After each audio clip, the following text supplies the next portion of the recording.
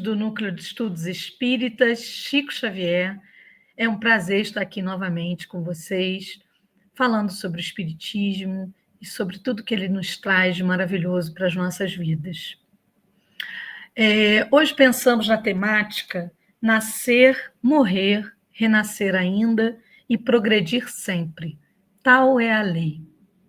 E para a gente iniciar as nossas reflexões de hoje, eu gostaria de começar com o capítulo 189 do livro Vida Feliz, ditado pelo espírito Joana de Ângeles, psicografado por Divaldo Franco. A tua vida não termina no túmulo. Com esta consciência, aprende para a eternidade, reunindo valores que jamais se consumam. Toda lição que liberta do mal se incorpora à alma como força de vida indestrutível. Fosse a morte o fim da vida, e sem sentido seria o universo. A criação se esmaeceria e o ser pensante estaria destituído de finalidade. Tudo, porém, conclama o ser à glória eterna, à continuidade do existir, ao progresso incessante. Estuda e trabalha sem cessar, com os olhos postos no teu futuro espiritual, vivendo alegre hoje e pleno sempre. E é com essa mensagem de início, de ambientação para a nossa conversa de hoje, que vamos também elevar os nossos pensamentos a Deus, pedindo que nos ampare nesse momento, para que todos aqui reunidos possamos, irmanados em pensamento, elevados ao Mestre, possamos agora nos conectar com os nossos benfeitores espirituais, para que a temática estudada hoje nos seja produtiva, que possamos fazer boas reflexões, pensar acima de tudo na nossa reforma espiritual, na nossa reforma íntima. E que Jesus nos abençoe a todos, cada um de nós em nossos lares, e aqueles que amamos. Muito obrigada, Senhor.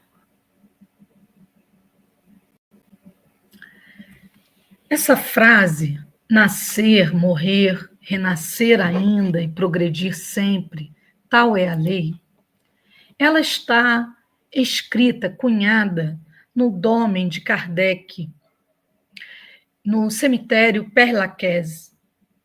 Kardec desencarnou em 31 de março de 1869, em Paris, após a ruptura de um aneurisma, e ele foi enterrado em 2 de abril, mas no cemitério Montmartre, um túmulo bem simples. Mas na primeira reunião da Sociedade Espírita de Paris, após o desencarne de Kardec, os membros da sociedade deram a ideia de se levantar um monumento que fosse testemunha da simpatia e do reconhecimento dos espíritas à memória de Kardec. Esse monumento também deveria recordar o nome gaulês, Allan Kardec, né, de uma outra existência dele, como um druida, né? Os dólmens, eles são construções funerárias dos celtas ou druidas, que ainda podem ser vistas na Europa, podem ser vistos na Europa. E a esposa de Kardec, a Amélie Gabrielle, ela também participou de todo esse trabalho, e assim eles escolheram uma área do cemitério Père Lachaise para que fosse, então, erguido ali esse dome, né, que vai ser constituído por algumas pedras verticais e um tampo, né, horizontal sobre essas pedras. E, além disso, também foi encomendado um semibusto de bronze, né, onde quem depois puder olhar isso na internet, caso alguém já tenha ido lá, maravilha, né? Que, aliás, é um local muito visitado em Paris. E quem nos traz toda essa história é o Zeus Van Tuyl, no livro Allan Kardec, o Educador e o Codificador. Pois muito bem, então os restos mortais de Kardec foram transferidos para essa área um ano depois do seu desencarne, em 31 de março de 1870. Segundo Leon Denis, no livro O Problema do Ser, do Destino e da Dor, essa frase, nascer, morrer, renascer ainda e progredir sempre, tal é a lei, ela é de autoria de Kardec, mas não há muito uma certeza disso. Mas não importa. O que importa para a gente nesse momento é pensarmos sobre o significado dessa frase. Nascer, morrer, renascer ainda e progredir sempre, tal é a lei. Mas que lei é essa? Do que falamos quando falamos dessa frase?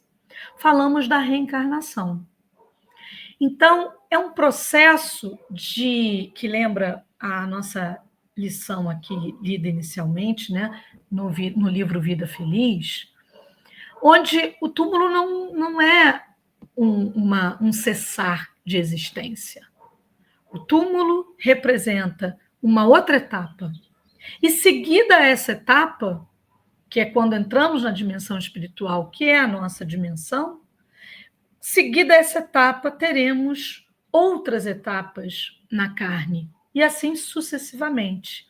Pensando num processo praticamente infinito. Né? Claro que a gente vai raciocinar sobre essa questão, né, mais à frente, mas seria um processo praticamente infinito à medida que somos eternos.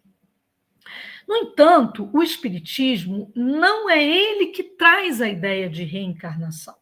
A ideia de reencarnação ela teve início muito antes, inclusive religiões milenares anteriores a Jesus falam sobre reencarnação. A gente tem vários países no Sudeste Asiático que trazem a ideia de reencarnação já há muito tempo. Religiões como o hinduísmo, na Índia, né, onde Gandhi foi um dos seguidores, e é uma religião com muitos seguidores ainda, com mais ou menos 1 bilhão de seguidores. O budismo, também na Índia, na China, no Japão, no Nepal, também vai falar de reencarnação. Uma outra menos conhecida da gente, que é o jainismo, também fala de reencarnação, que defende a não violência. Então, mas com algumas interpretações um pouco diferentes da forma se a gente comparar como o Espiritismo entende a reencarnação.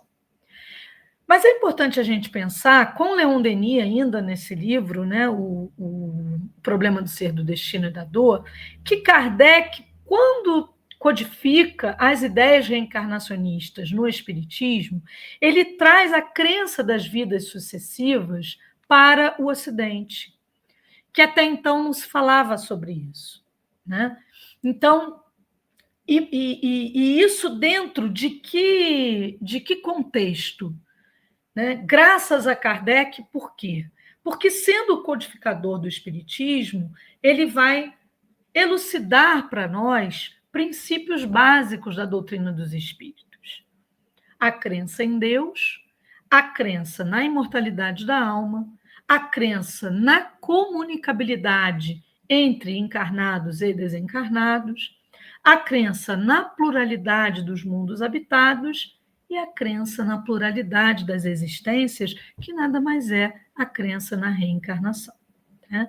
Mas falamos aqui de religiões milenares, mas sem jamais nos esquecermos de que o próprio Jesus falou também sobre reencarnação. Né? A passagem talvez mais famosa, né, que a gente pode colocar assim, é o encontro, o diálogo entre Jesus e Nicodemos. Né? Jesus traz, frente a todos os textos tradicionais, ele traz um novo olhar, um olhar mais profundo, um olhar que sai da superfície, né? Da forma como se via muito ali a preocupação com um formato e não com um conteúdo. E Nicodemos, um representante do farisaísmo, um doutor da lei, ele estava ainda ali arraigado aquelas tradições, mais preocupadas, então, com esse formato e menos com o conteúdo. No entanto, Nicodemos, como nos diz Humberto de Campos, no livro Boa Nova, ele era um espírito bom de coração e dotado de inteligência, num sentido assim, de que ele trazia a necessidade de interpretar à luz da razão aquilo que ele via. E por isso ele foi muito sensível à chegada de Jesus, aos conhecimentos que Jesus trazia. E tanto que foi procurar Jesus. Ele foi procurar Jesus, isso está narrado no Evangelho de João, para conversar com Jesus, porque ele entendia que Jesus era diferente. Né? Que Jesus, como está no Evangelho, né? Que Jesus era, como ele diz assim, bem sabemos que vindes de Deus. Então ele reconhecia essa autoridade moral, né? Esse quilate de Jesus. E ele pergunta nesse encontro, segundo Humberto de Campos, os discípulos André e Tiago também estavam presentes, e ele pergunta, dentre essa conversa, onde ele reflete até a humildade desse reconhecimento, né, de quem é Jesus, ele pergunta quais recursos deverei lançar mão para conhecer o reino de Deus. E Jesus, então, começa nessa conversa, a falar um pouco sobre o que eu mencionei aqui em relação à forma e conteúdo, dizendo para ele que não bastava interpretar a lei, conhecer a lei, memorizar a lei, a gente pode dizer isso. Se a gente trouxer isso para o Espiritismo hoje, né? Memorizar perguntas e respostas, trechos, mas não buscar conhecer a fundo, no sentido de colocar em prática. Isso é que é interpretar, né? É viver essa lei, é viver esses ensinamentos. E aí, então, ele vai falar, Nicodemos, aquela frase famosa, na verdade, te digo, porque Nicodemos não entendia ainda o que ele falava. Então ele diz, na verdade, te digo que aquele que não nascer de novo não pode ver o reino de Deus. Isso está no Evangelho de João, no capítulo 3.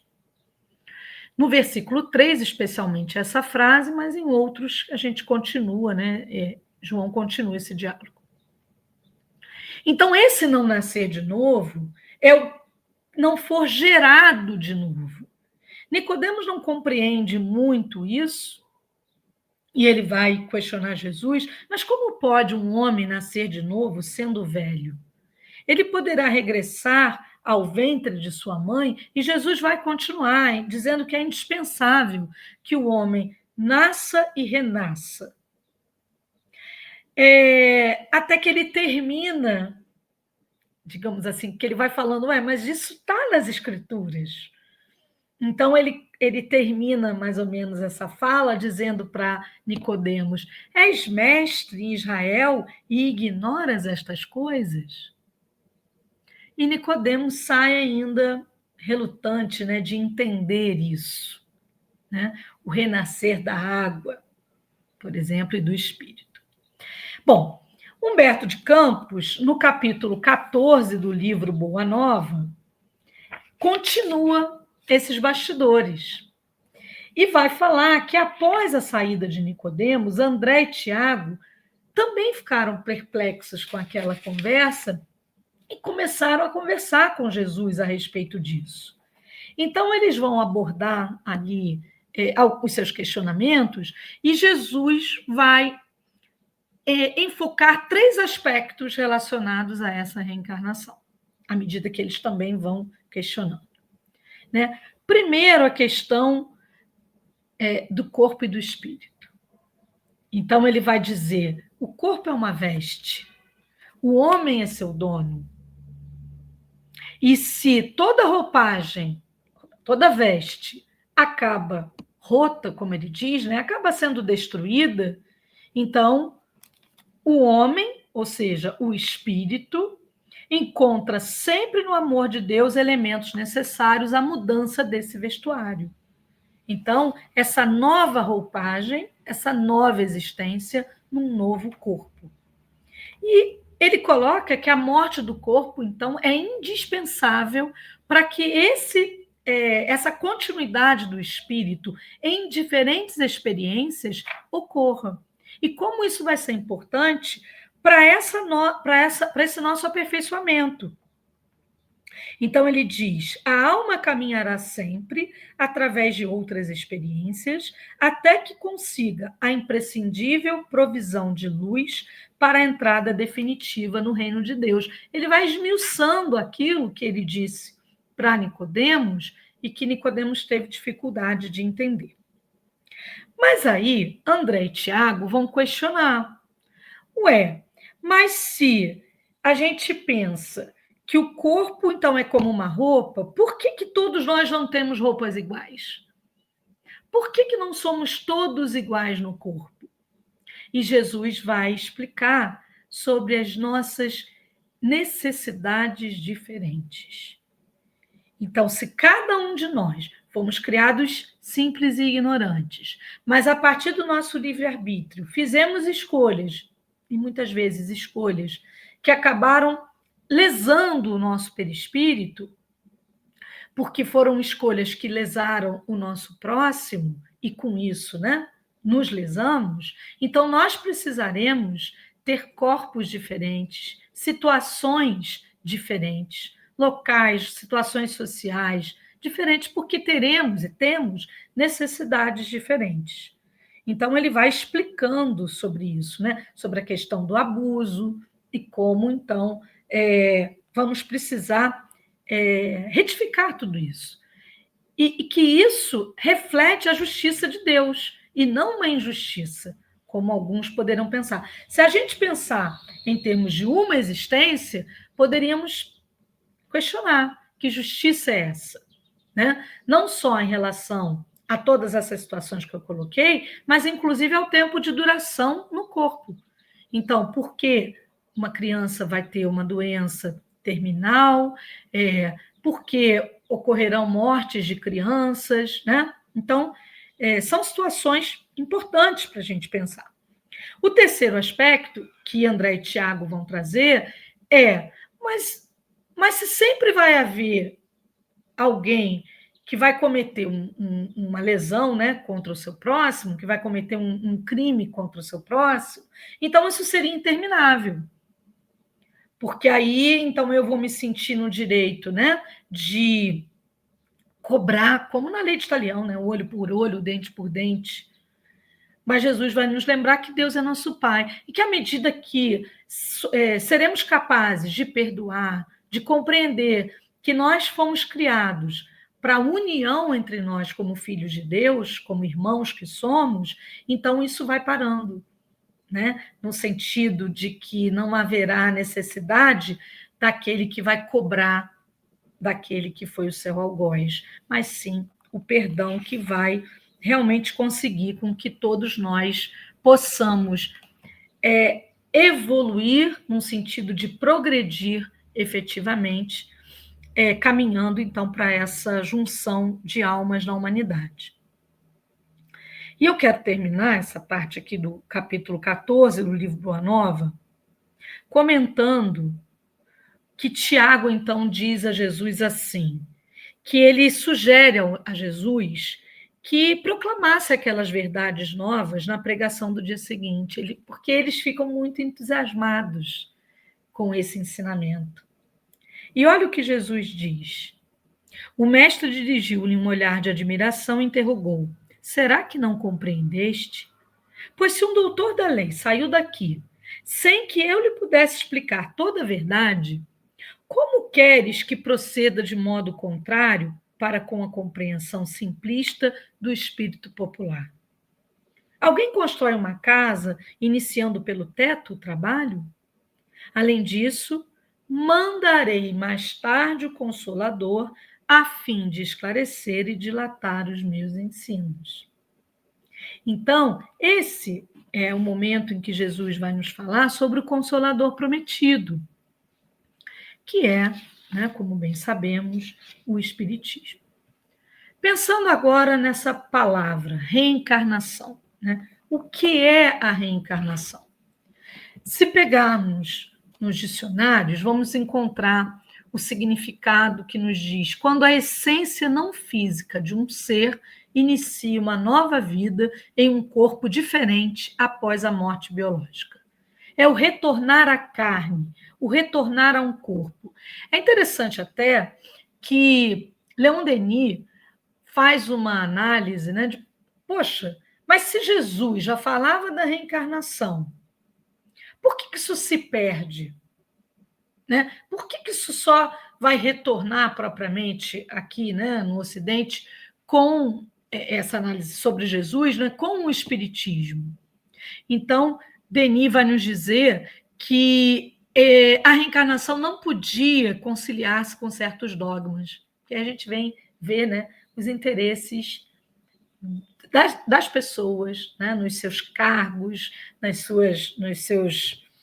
no seu poderio, e que então ela não podia então conciliar-se com esses dogmas da predestinação, das penas eternas, né, do inferno, do juízo final, que acabou sendo uma moeda ali complexa, né, para que a gente lá atrás acabasse conduzindo as almas como a gente queria, manipulando as almas, né, como a gente queria. Com certeza a gente estava lá nesses erros, né? E a reencarnação, então, ela foi condenada pelo Concílio de Constantinopla em 553. E assim foram edificados esses dogmas que foram revoltando a razão da humanidade e acabaram afastando o ser humano de Deus. Né? Então, muitas vezes as pessoas questionam a reencarnação dizendo, mas como é que eu posso deixar de ser eu, né? Então, uma reflexão importante para pensarmos é, individualmente, quem sou eu? E, conjuntamente, quem somos nós? Então, deixamos de ser nós com a reencarnação, deixamos de ser, cada um de nós, a nossa individualidade? Não, muito pelo contrário. Se a gente compreende que a gente é espírito imortal, e como eu disse, né, lá atrás, esse corpo, como Jesus diz, né, esse corpo é um corpo que, como uma veste, ele tende a ficar roto, então a gente compreende que o corpo é só a veste e a gente, como espírito imortal, continua. Então, se a gente continua, a nossa personalidade, o nosso ser, a nossa essência, espíritos que somos, isso é infinito, né? Nesse sentido, é imortal. O padre francês, Pierre Chardin, ele diz uma frase que a gente fala muito no Espiritismo. Não somos seres humanos vivendo uma experiência espiritual. Somos seres espirituais vivendo uma experiência humana, ou seja, uma experiência carnal. Então, quando a gente tem essa lógica na nossa cabeça, essa ideia raciocinada na nossa cabeça e que a gente sente, porque a gente sabe as histórias que a gente traz, a gente sabe não só de aprendizado, mas também das nossas dificuldades, dos nossos defeitos, nossas dificuldades, às vezes, no trato com o outro, nossas dificuldades dentro da família, nossas dificuldades nos ambientes sociais. Então, a gente sabe o que a gente traz, a gente sabe que a gente é muito mais do que uma única existência. Se a gente for olhar, por exemplo, crianças, né, e o Leon Denis também fala nisso, né, se a gente vai olhar as crianças que já trazem lembranças de outras vidas ou que trazem capacidades que estão muito além da idade que elas têm, não tocar um instrumento musical, não falar diversas línguas. Então, tudo isso é prova para a gente, né, de que nós somos seres espirituais e que vamos vivendo experiências carnais. Né? Bom, e por que reencarnar? Né? Qual é o objetivo da reencarnação? Kardec fez essa pergunta, está no Livro dos Espíritos, é a questão 167. Qual a finalidade da reencarnação? E os espíritos vão nos falar sobre a expiação, que é a necessidade que a gente vai ter de reparar, de resgatar os erros que cometemos, como eu falei agora há pouco, nas lesões que causamos nos nossos perispíritos, a partir do momento que a gente, com o livre-arbítrio, infelizmente foi fazendo escolhas erradas, como ainda fazemos.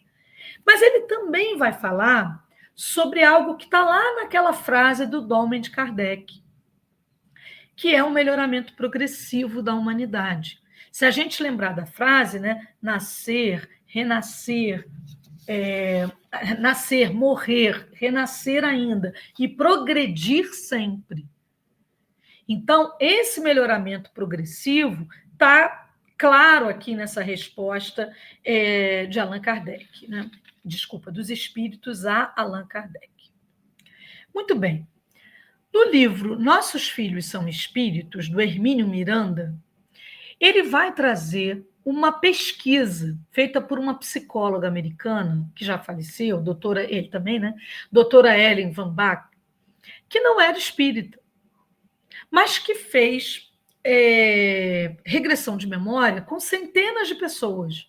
E essa regressão de memória, esses processos de regressão, eles iam até o período pré-natal. E ela, dentre várias perguntas, uma das perguntas que ela fez era quais eram os objetivos daquelas pessoas antes de nascer. Então, elas iam nascer. O que elas tinham em mente? O enfoque do Hermínio Miranda nesse livro, nesse capítulo, especialmente, em vários momentos que ele fala no livro sobre essas pesquisas, que depois são publicadas por ela no livro Vida Antes da Vida, é para que a gente pense como educador. Né? O que a gente, às vezes, imagina para os nossos filhos? O que para eles vai ser importante para uma nova existência? E muitas vezes a gente está totalmente desvinculado das respostas que ela encontra. Então, ela vai encontrar, basicamente, que antes de nascer, essas pessoas pesquisadas, elas queriam aprender a se relacionar com os outros, aprender a amar sem ser exigente e possessivo, ser solidário, ter a consciência de que somos seres espirituais. Vamos observar que são respostas todas relacionadas ao espírito e não à carne. O que vai permitir que a gente reflita que a reencarnação ela não é um processo de preocupação com o que vai acontecer com a carne. É claro que o vaso carnal ele é importante. E é claro que ele tem que ser tratado com todo respeito e com todo cuidado. Mas a matéria, ela não é o nosso objetivo, ela é um meio para que a gente alcance esses objetivos. É essa reflexão que é importante. Pensar em se relacionar bem com os outros, aprender a amar, aprender a ser solidário e ter a consciência de que somos seres imortais, de que somos seres espirituais. E ela ainda encontra uma rejeição a aumento de status, de poder, de riqueza. Bom, e a gente pode acrescentar a todo esse raciocínio aqui a certeza de que em cada momento que reencarnamos não estamos sozinhos. Porque nós temos os nossos benfeitores espirituais, que a gente vai chamar de anjo da guarda, que a gente vai chamar de guia espiritual, que a gente vai chamar de anjo guardião, mas são seres que com certeza procuram nos auxiliar, não nos julgar, mas procuram nos auxiliar. E tudo isso faz parte do nosso planejamento reencarnatório. Então, mesmo antes de reencarnarmos, esses seres já estão conosco, nos auxiliando, inclusive, na coragem que é necessária para uma nova reencarnação. Né? O que seria? Será que a gente pode pensar, né? Como seria Chico Xavier sem Emmanuel? Né? Então, é inegável a estatura moral do Chico, mas a gente consegue imaginar ele sem Emmanuel? Então, nós não necessariamente vamos saber, né, o nome do nosso anjo da guarda, como o Chico soube, mas a gente pode senti-lo. Todos nós podemos sentir. Talvez a gente não consiga enxergá-lo como o Chico fazia, mas todos nós podemos senti-lo. Talvez a gente não consiga escrever uma mensagem do nosso espírito como o Chico fazia, mas todos nós podemos senti-lo.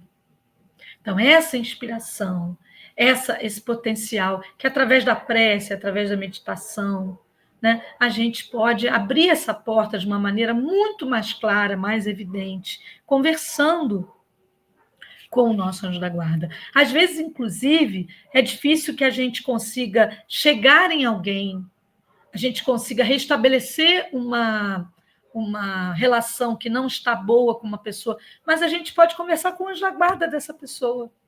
Então, tudo isso é possível, né? Já que somos seres espirituais. Então, os anjos da guarda são seres ligados a nós por laços de fraternidade sincera, são um pouco mais adiantados do que nós e que zelam pela nossa reencarnação para que saiamos vencedores, né? Agora, já que eu falei aqui do Emmanuel e do Chico, vamos trazer esse aspecto aqui para a reencarnação. Será que o Emmanuel sempre foi assim? Então, quem já leu o livro há 2000 anos vai ver uma das existências de Emmanuel, narrada por ele mesmo, pela mediunidade do Chico Xavier, onde ele foi o senador romano Públio Lentulus, e que foi contemporâneo, essa existência como senador romano foi contemporânea à própria existência do Cristo aqui na Terra. Bom, o Públio Lentulus, lendo o livro, a gente vê que ele tem potencialidades mediúnicas, né? Pelo sonho, pela visão, ele consegue, né? Inclusive, diálogos mesmo, né? Com espíritos. Familiares, pessoas próximas, mas ele tinha muita dificuldade de entender que aquela toga, que aquele título, né? Que ser um senador romano não deveria dividir pessoas, não deveria hierarquizar pessoas, num sentido de ele se sentir mais do que outros. No livro todo, ele vai colocar essa questão do orgulho dele como algo que entravava a sua existência, né, ali, naquele momento. Então, o seu orgulho acaba tendo consequências muito graves, a gente pode até fazer uma junção disso com o capítulo 5 do Evangelho segundo o Espiritismo, onde Kardec elucida ali para a gente, inspirado pela espiritualidade amiga, a questão das causas atuais das nossas aflições, né? Então, vale a pena ler o livro para a gente entender o que o orgulho dele faz no sentido de separar mesmo a família, né? Era ele casado com a Lívia, com os 2 filhos, a Flávia e o Marcos. Né? Então, uma primeira coisa que vai acontecer é o sequestro do filho, ele só vai rever o filho num momento assim, já muito difícil, inclusive. Emmanuel, o Públio Lentulus vai desencarnar cego, e isso vai ser causado pelo próprio filho, numa situação que é interessante que a gente leia o livro para a gente ver. Né? A forma como ele vai se separar da mulher, num sentido mesmo de convívio, né? Como esposo e esposa. Então, ele cai ali numa rede que é toda tramada, mas que se aproveita, como ele mesmo fala, né, do orgulho dele. Bom, e depois ele vai reencarnar como o escravo Nestório, e isso está narrado no livro 50 anos depois. Mas eu quero comentar um pouquinho sobre esse senador romano, Públio Lentulus, que viveu até o ano 79 depois de Cristo. E como eu disse, com o orgulho, então, muito engendrado nesse espírito. Então, quando ele vai reencarnar como Nestório, ele reencarna no ano de 91 depois de Cristo, então um pouco mais de 20 anos depois que ele havia desencarnado, ele desencarna cego na erupção do Vesúvio, e ele ali naquele momento ele está com a Flávia, com a filha dele. Há uma ideia de que Flávia tenha sido o Chico, né? O Chico, inclusive, ele não era uma pessoa que pensasse nisso, que ficasse comentando sobre isso. Ele até, uma vez, uma senhora falou para ele, eu fui Marte, eu morri na arena, devorada por um leão. E você, Chico? Aí ele diz, eu fui a pulga do leão, né? Então, para a gente pensar que isso não é o mais importante da gente pensar, né? Mas, no livro Há 2000 anos, como Nestório, ele vai nos mostrar algo que o Clóvis Tavares fala no livro Amor e Sabedoria de Emmanuel. Ele diz assim, aliás, ele traz o próprio texto do Emmanuel na introdução desse livro. 50 anos depois das ruínas fumegantes de Pompeia, nas quais o impiedoso senador Públio Lentulus se desprendia novamente do mundo para aferir o valor de suas dolorosas experiências terrestres, vamos encontrá-lo nestas páginas sob a veste humilde dos escravos que o seu orgulhoso coração havia espezinhado outrora. E um pouco depois, o Clóvis Tavares vai dizer o seguinte, que foi ainda na personalidade de Nestório, o judeu grego da Ásia Menor, o cristão humilde das catacumbas de Roma, que Emmanuel iniciou sua tarefa de obreiro do Evangelho. Desse mesmo Evangelho de Jesus Cristo, que o senador Lentulus viera a compreender e aceitar nos derradeiros tempos de sua romagem terrestre. Na verdade, não há 2000 anos, o Emmanuel chega a conhecer Jesus, mas eu gosto de dizer que ele conheceu entre aspas. Mas que depois, sim, ele vai modificando o coração dele, especialmente depois que a Lívia desencarna, mas que é ali, como Nestório, que ele conheceu Jesus, sem aspas, né? Que ele realmente vai divulgar o Evangelho através da sua existência. E esse deve ser o nosso propósito, né? Esse é o viver a lei que Jesus falou lá para Nicodemos, né? É vivenciar o Evangelho. Bom, então, a necessidade do Emmanuel de ter a existência como Nestório, porque isso mostra para a gente aquilo que Jesus explicou para André e Tiago. Então, as necessidades diferentes. Aqui, é claro que a gente não vai ser indiferente a alguém que é escravo, mas é compreender a justiça divina. Porque temos necessidades diferentes, e isso foi importante para ele, né? Então, as reencarnações, elas são potenciais oportunidades para atenuarmos os nossos defeitos. Especialmente quando a gente desencarna, a gente tem um potencial, uma possibilidade maior de olhar para dentro de nós e olhar nos defeitos. Eu listei alguns aqui para a gente pensar, né? Quando a gente está separado da matéria, olharmos nosso ciúme, nossa desonestidade, deslealdade, a xenofobia. Isso, a reencarnação é algo que vai jogar pelos ares. Porque ora estamos num país, ora estamos em outro. Né? O nosso egoísmo, nossa impaciência, o nosso orgulho. Então, olha como é que isso estava tão engendrado ali na personalidade do senador Públio Lentulus e que vai sendo modificado. Nossa preguiça, nossa vaidade, nossos ímpetos ainda de vingança, nossa avareza, nosso apego à matéria. O Livro dos Espíritos vai nos falar sobre isso, que a gente vai mostrando uma elevação espiritual à medida que a gente vai se desapegando da matéria. Nossa prepotência, nosso mau humor, enfim, quantos defeitos a gente ainda traz. E aí, quando a gente se desprende, a gente consegue olhar melhor para isso.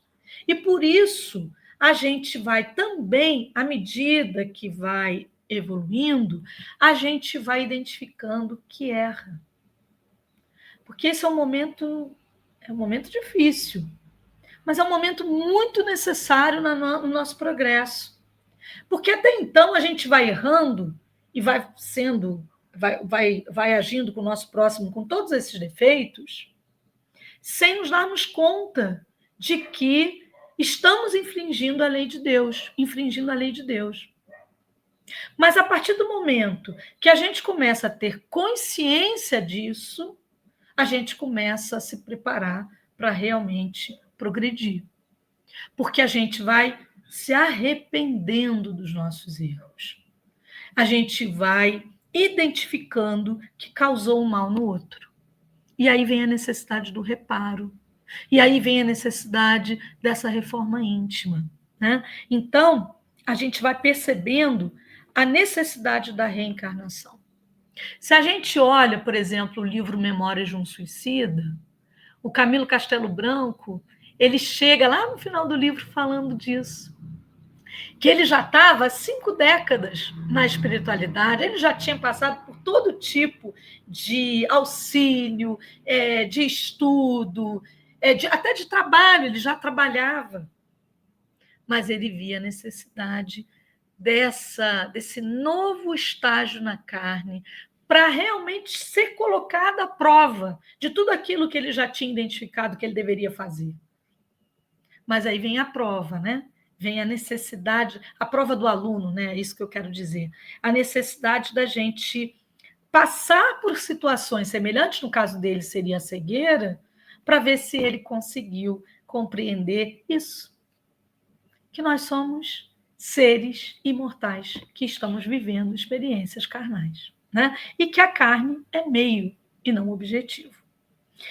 Kardec vai fazer um comentário na questão, após a resposta da questão 171 do Livro dos Espíritos, nos falando sobre a reencarnação como um grande estímulo. Porque se nós pensarmos naquela história de penas eternas, então um suicida não tem mais jeito? Não tem, a gente sempre tem jeito. Né? Alguém que cometeu um ato muito atroz contra outra pessoa e que passa por esse momento de conscientização. E aí? Aí ele vai ficar no processo de arrependimento que vai levar à culpa e vai estagnar? Não. A gente não foi feito para penas eternas. Deus é nosso Pai. Deus é justo, Deus é bom. Então, Kardec vai dizer ali, a ideia de que aquela inferioridade não o deserdará para sempre do supremo bem, ao ser, né, que identifica isso, e que poderá conquistá-lo mediante novos esforços. Então, a gente pode sim se melhorar e conquistar novos degraus, o sustenta, ou nos sustenta, e lhe reanima a coragem, nos auxilia. Muito bem. Então, o Espiritismo, ele vai nos falar sobre educar o espírito e não castigar o espírito. Como eu disse, Deus é Pai. Então, a gente está falando em modificação, o que vai ser totalmente oposto ao inferno, né? Ele vai nos falar em reparo, e não há uma culpa que deve prevalecer ali, mas sim, enquanto a culpa estagna, né, estática, né, eu fico parado naquele momento, o reparo já é realmente aquele processo, né, de evolução. Bom, nesse contexto, nascer, morrer, renascer ainda e progredir sempre, também vai aclarar a nossa percepção sobre a morte, que essa é uma grande questão para a gente enquanto está na vida. As dificuldades que a gente ainda tem de lidar com a morte. Mas vamos lá, vamos pegar aquele texto lá do capítulo 189 do livro Vida Feliz, que começa assim: a tua vida não termina no túmulo. Então, essa frase, ela também fala sobre isso, porque é apenas uma etapa. Então, nesse círculo de vida, de oportunidades infinitas, como eu disse, a vida não termina no túmulo. É claro que isso vai diminuindo à medida que a gente consegue galgar esferas superiores, não vai haver mais necessidade da gente passar por esse período, né, na carne em si. Ah, mas isso é... Bom, a não ser que seja por missão, né, como no caso de Jesus. Então, são as oportunidades. A reencarnação representa para a gente oportunidade. Então, nascer, renascer, morrer, isso tudo vai fazer parte desse processo de progresso do espírito. Uma história contada por Humberto de Campos, que está no livro O Espírito da Verdade, psicografado por Chico Xavier e Valdo Vieira. Está no capítulo 81, intitulado História de um Pão. Essa história, ela trata de duas personagens. Barçabás, o tirano, como ele identifica, e Jonaquim, o enjeitado. Eu, apesar de não vou ler propriamente a palestra, mas vou comentar a história, mas vou comentar aqui a história. Então, Humberto de Campos fala que Barçabás era um tirano muito rico e que desencarnou. Quando ele chega no plano espiritual, ele, na verdade, nem muito espiritual assim, né? Ele ainda estava bem arraigado à matéria. Ele volta ao palácio onde ele viveu com a sua família. E chegando lá, ele vai procurar as pessoas que eram caras a ele, né? Os familiares e todo esse lugar, só que ele não encontra ninguém, porque a viúva já havia vendido esse palácio e as coisas todas dele. Então, ele encontra isso lá nos leiloeiros, né? Nos leilões, observando que os filhos estavam disputando a sua herança, ninguém lembrava dele, só do ouro e da prata dele. Aí ele vai buscar o afeto de pessoas com as quais ele conviveu na infância, só que essas pessoas só lembravam dele, né, na sua usura, na sua malquerença, na sua forma ainda muito criminosa mesmo, né, de agir. E aí vem o remorso. Então ele se entrega às lágrimas, como a gente lê aqui, e fica nas trevas. E ele vai ficar assim por muito tempo nesse nevoeiro. Até que, inclusive com as vozes acusadoras ao seu redor, tanto da sua consciência, né, as vozes da sua consciência, quanto das suas vítimas do passado. Então ele fica assim por muito tempo, até que um dia ele aprende a orar. E essa rogativa lhe serve de bússola. E mesmo nessa escuridão, ele vê um local profundamente iluminado. Era um santuário sublime, faiscante de luzes, milhões de estrelas e de pétalas. Era a casa das preces de louvor. E aí, então, o mensageiro explica isso para ele, que cada fragmento luminoso que Barçabás estava contemplando era uma prece de gratidão que subiu da terra. E aí ele fica muito triste. Ele diz: ai de mim, eu jamais fiz o bem. Mas o mensageiro vai dizer para ele: em verdade, trazes contigo em grandes sinais o pranto e o sangue dos doentes e das viúvas, dos velhinhos e órfãos indefesos que despojaste nos teus dias de invigilância e de crueldade. Entretanto, tens aqui em teu crédito uma oração de louvor. Há 32 anos, deste um pão a uma criança, e essa criança te agradeceu em prece ao Senhor da vida. E Barçabás começa a chorar de alegria e começa a lembrar. Jonaquim, o enjeitado? Sim, ele mesmo.